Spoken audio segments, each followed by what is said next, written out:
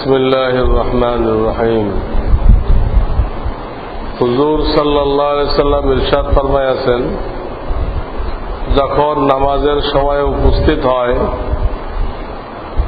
তখন একজন ফেরেশতা ঘোষণা করেন, হে আদমের সন্তানগণ, ওঠো এবং জাহান্নামের যে আগুন তোমরা তোমাদের গুনাহের কারণে নিজেদের উপরে জ্বালাইতে শুরু করিয়াছ তাহা নিবাও, ওই আগুনকে নিবাই ফেলো। অতএব এই আওয়াজ শুনিয়া দিনদার লোকেরা ওঠে, উজু করে এবং জোহরের নামাজ পড়ে, যার দরুন তাদের সকাল হইতে জোহর পর্যন্ত গুনাহসমূহ মাফ করিয়া দেওয়া হয়। অনুরূপভাবে আসরের সময়, মাগরিবের সময়, ইশার সময়, মোট কথা প্রত্যেক নামাজের সময় এইরূপ ঘোষণা হইতে থাকে। ইশার নামাজের পর লোকজন ঘুমায়া পড়ে, অতঃপর অন্ধকারে কিছু সংখ্যক লোক মন্দ কাজে, চুরি ডাকাতি ইত্যাদিতে লিপ্ত হইয়া যায়, আর কিছু সংখ্যক লোক সৎ কাজে, নামাজ, তাহাজ্জুদ, ওজিফা, জিকির ইত্যাদিতে মশগুল হইয়া যায়। নেক লোকেরা অন্ধকারটাকে আল্লাহর ইবাদতে ব্যয় করে, আর বদ লোকেরা অন্ধকারটাকে আল্লাহর নাফরমানিতে ব্যয় করে। আল্লাহ আমাদেরকে অন্ধকারকে নেক কাজে ব্যয় করার তৌফিক দান করে।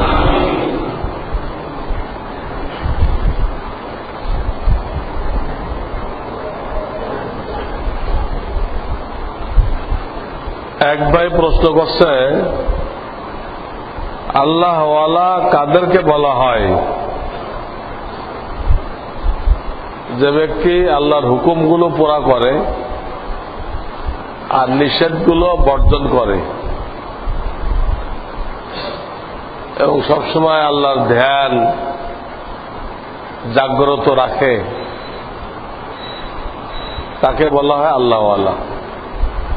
করণীয়গুলো করে, বাদ দেয় না, বর্জনীয়গুলো বর্জন করে, ওগুলো করে না।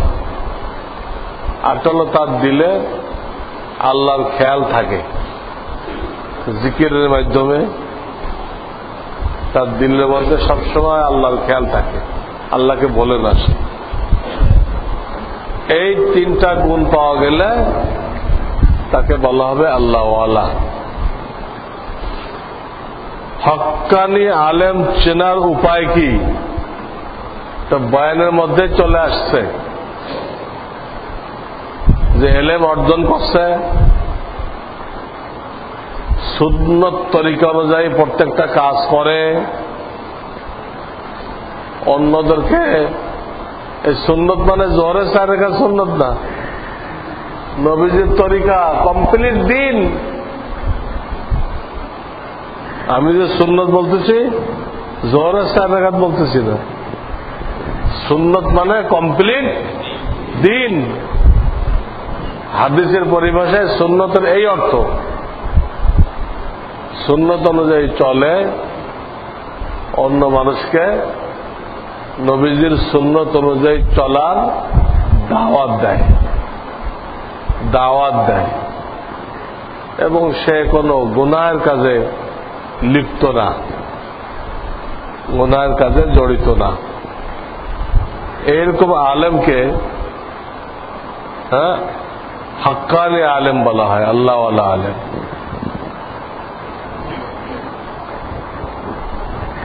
সুদী প্রতিষ্ঠানের চাকরিরত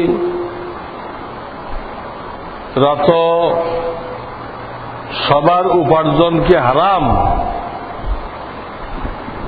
সুদী প্রতিষ্ঠানের চাকরিরত সকলের জন্য উপার্জন হারাম না। যেমন তারা জামাত করে নামাজ পড়ার জন্য একটা আলেম রাখছে, উনি সবাইকে নামাজ পড়ায়, তো তারটা হারাম না,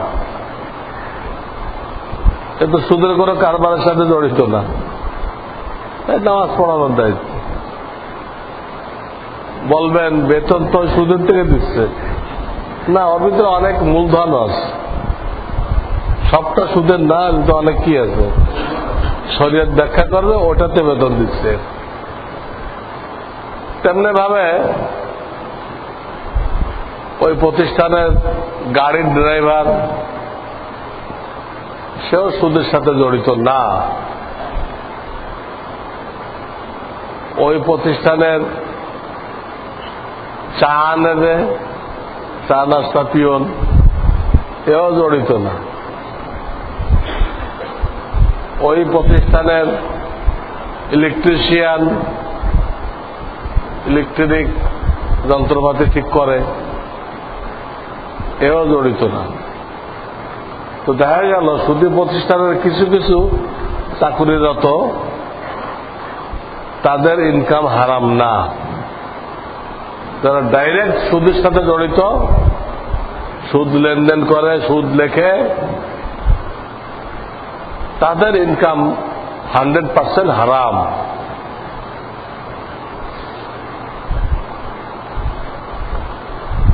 সরকার প্রদত্ত ট্যাক্সের অসুবিধা কি? না দিলে কি গুনাহ হবে? কিছু আছে সরকারে এই ইলেকট্রিকের বদলে নেয়, পানির বদলে নেয়, একটা কিছুর বদলে নিচ্ছে। এটা যে জনগণ মনে করে জুলুম করতেছে, ন্যায্যতে বেশি নিচ্ছে, বেশিটা না দেওয়ার কোন সুরত থাকলে করতে পারবে, গুনাহ হবে না।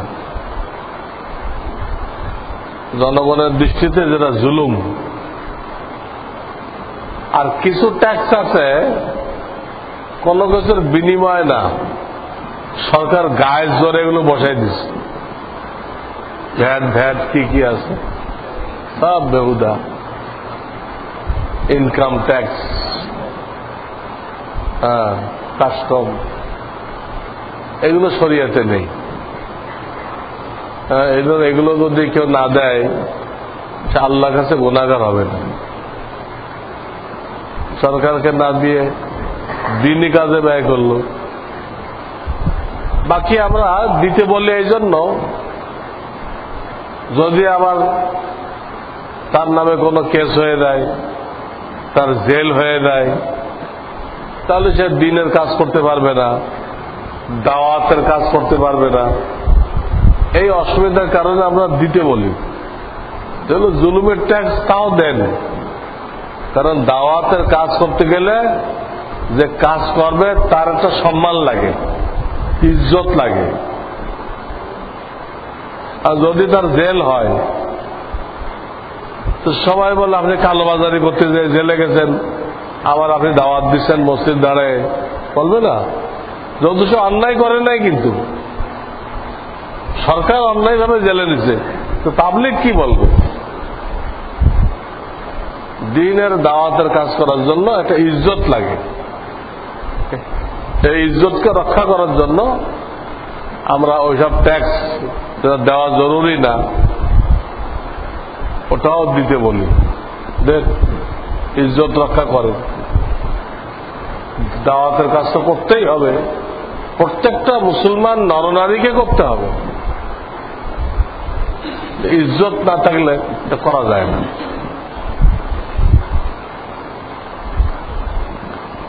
মসজিদের নিচতলায় 1-2 কাতার বা তার চেয়ে কম জায়গা খালি রেখে দোতলায় নামাজ পড়লে কি সই হবে? না। মসজিদের নিচতলায় 2 কাতার খালি, আপনি যে দোতলায় কাতার করছেন, তাহলে আপনার উদাহরণ এরকম, মসজিদ সবগুলো মিলে 1 তালা, সবগুলো মিলে আল্লাহর দরবারে কয় তালা? 1 তালা। তো ধরা হচ্ছে 1 তালায় নামাজ হয়েছে, তা আপনি 2 কাতার বাদ দিয়ে কাতার বানাইছেন, 2 কাতার খালি রেখে কি বানাইছেন? কাতার বানাইছেন। নামাজ তো হয়ে যাবে, কিন্তু মাকরুর গুনাহ হবে। এই জন্য নিচতলা না ভরে দোতলায় দাঁড়ানো যাবে না।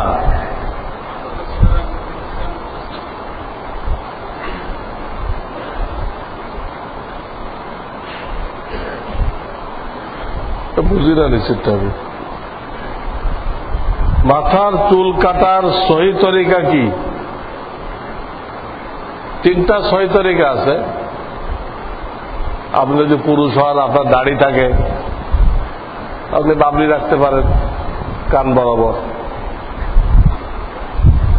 অথবা মাথা মুন্ডাইতেও পারেন, অথবা সব দিকে সমান করে চুল ছাড়তে পারেন, সব দিকে সমান।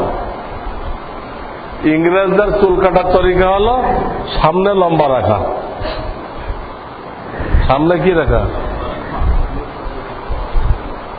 ওই যে তারা কোরআন শরীফে পড়ছে, জাহান্নামীদের সামনে চুল ধরে আর ঠ্যাং ধরে দোজখে নিক্ষেপ করবে ফেরেশতারা।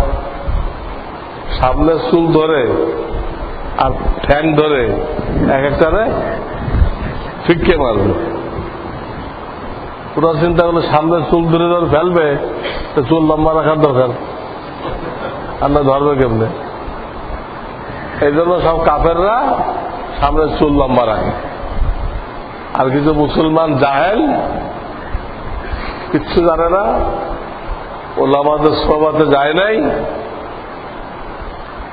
ওরাও ওদের দেখা দেখি ওরাও লম্বা রাখে। এটা ইংরেজি বাল বলে, ইংরেজি চুল। ইংরেজি চুল না রাখা, চুল না কাটা চাই। ইংরেজি জুতাও আছে। ইংরেজি জুতা কোনটা? অনেক দড়ি কাছি দিয়ে বাঁধতে হয়। এই জুতা অনেক দড়ি কাছি দিয়ে কি করতে হয়? পায়ে থাকতে চায় না, এদিক ওদিক চলে যায়, বাঁধতে হয় না ভালো করে। এবং এটা পড়তে যায় একটা রুকু করতে হয়, লম্বা রুকু, খুলতে যায় একটা রুকু করতে হয়। মোট কটা রুকু করতে হয়? এটার নাম হলো ইংরেজি জুতা। দুনিয়াতে আযাব হয় এটাতে, আখিরাতে তো আছেই, দুনিয়াতে আযাব হয়ে যায়। একজন যাকাত পাওয়ার যোগ্য ব্যক্তিকে সর্বোচ্চ কত টাকা একবারে যাকাত দেওয়া যাবে, যাতে ওই ব্যক্তি যাকাতের নিসাবওয়ালা না হয়ে যায়? এই পরিমাণ দেওয়া যাবে। কথার কথা, বর্তমান বাজারে 52,000 টাকা থাকলে নিসাব হয়ে যায়।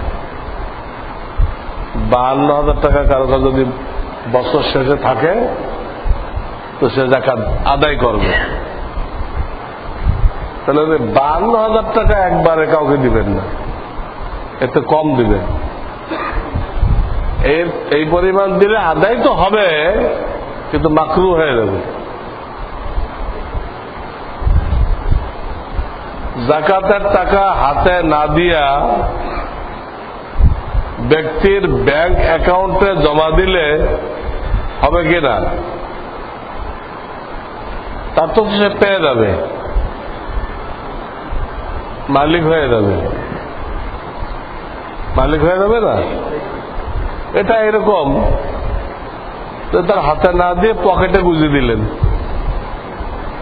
ভাই এটা আপনার হাদিয়া করে পকেটে গুঁজে দিলেন, হাতে দিলেন না, হবে না? পকেটে গুঁজে দিলে তো পকেটে গুঁজে দেওয়ার অ্যাকাউন্টে জমা দেওয়া একই কথা, তাহলে এটা আদায় হয়ে যাবে। তো এই মসজিদে দাওয়াত ও তাবলীগের জামাত আসছে, এলান হয়েছে,